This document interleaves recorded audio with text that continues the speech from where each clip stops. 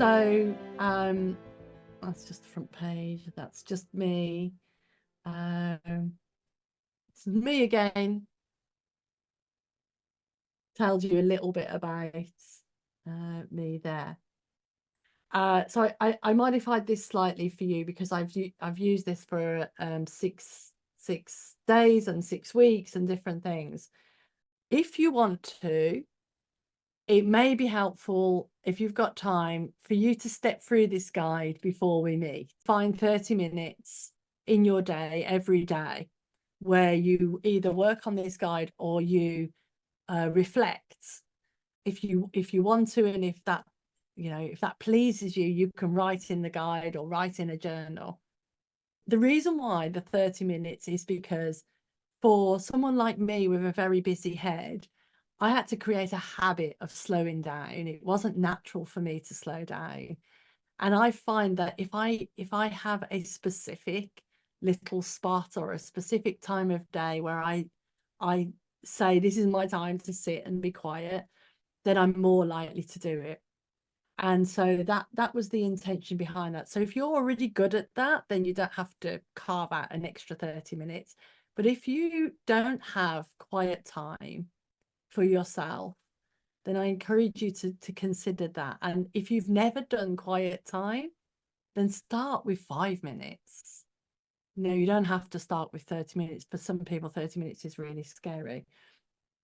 The reason being, you probably already know this, but the juice is in the silence.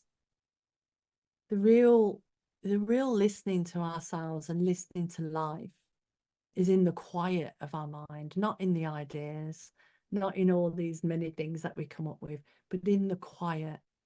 That's what informs us. And if we get too carried away with the direction, we can forget to sit in the quiet. So I encourage you to cultivate a practice of quiet. So this page just tells you what to expect, the reflection guide and video, this list. So each day has a video. One of the 3 principles is change a normal part of life, understanding the power of silence, how to find a quiet mind, and what does inspired action mean. And then there's a congratulations and a bonus video. When I disappear, love is there. Here's some little checklists. You can also edit this online if you'd rather do that instead of the printed one. So the first session, or the first day, if you like, is about the 3 principles. In the video, I talk about the fact that it is my understanding and everybody will have a different one. So you can provided with a checklist for each day of what you need to do. And each day as well, you provided with where are you now? So reflecting before, like what's my understanding of intuition? What's my understanding of success? And this is the bit that I would really love for you to reflect on at least and bring is, what are the 3 things that you would love your inner guide to tell you? This is a clickable link to the video, which is on my YouTube channel, a little bit of understanding about the 3 principles. I blog for a thing called Medium, so there's a bit more about the 3 principles on there.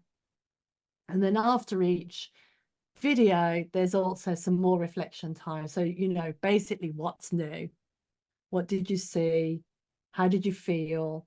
And in this case, where do you experience quiet? So that's an example of every day is like that, but with a different subject. If the only thing you do is reflect on what you would love your inner guide to show you before our seminar, you'll show up prepared. And you can do that even while you're taking care of the children or washing up or making dinner. The space for reflection each day, and then there's little things that you could try. So with this one is the invitation is to set aside each day to let your mind quiet. Then, so if you don't love change, this is ideal, because we talk about change being a normal part of life. But if you love change, people are like, what's wrong? Change is amazing.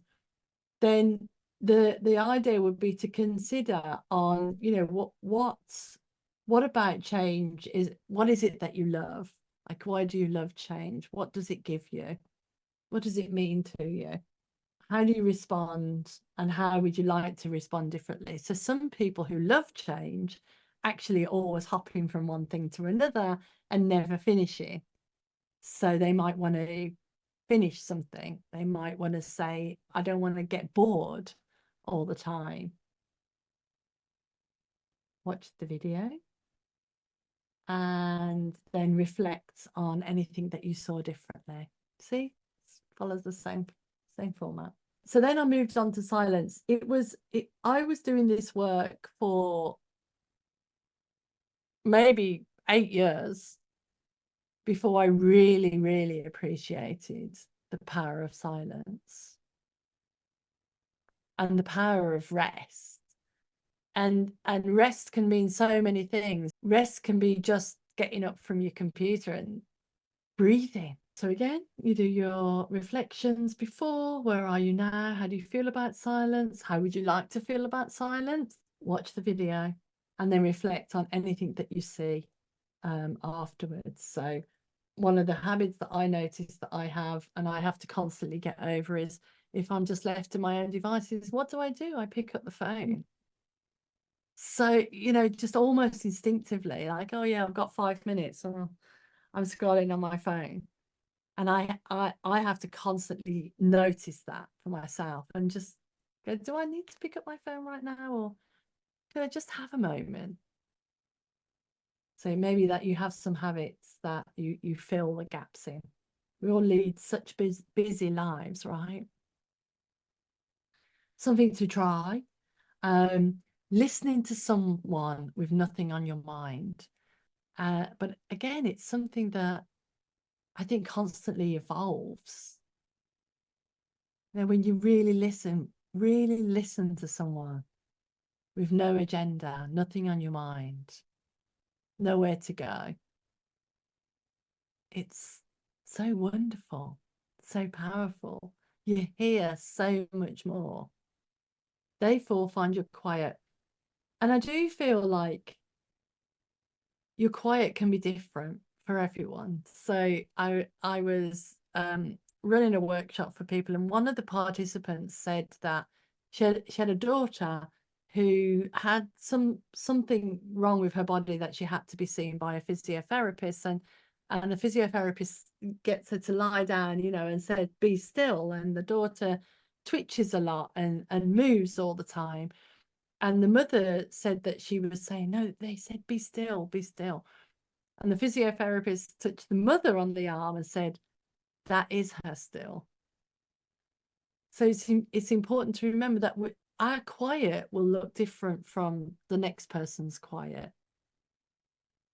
And that's okay. So find your own quiet, what works for you.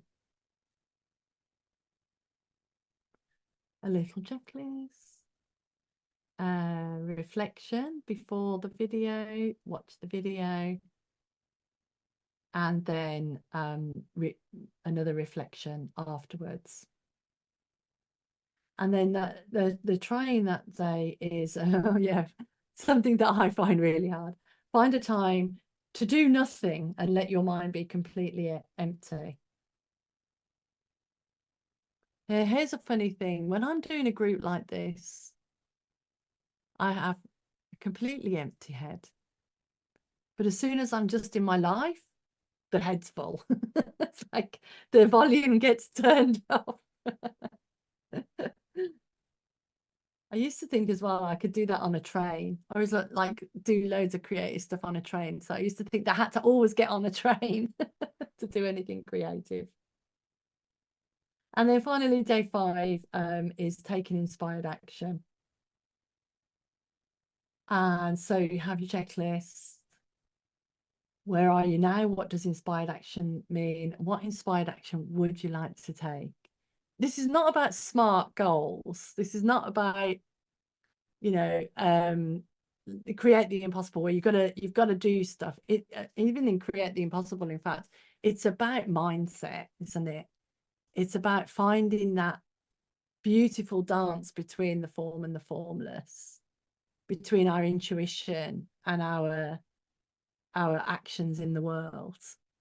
And so all of yours will look different. So nobody's got the right inspired action plan and somebody's got the wrong one. It'll be different for everybody. It might be one line for somebody and it might be 5 pages for somebody else.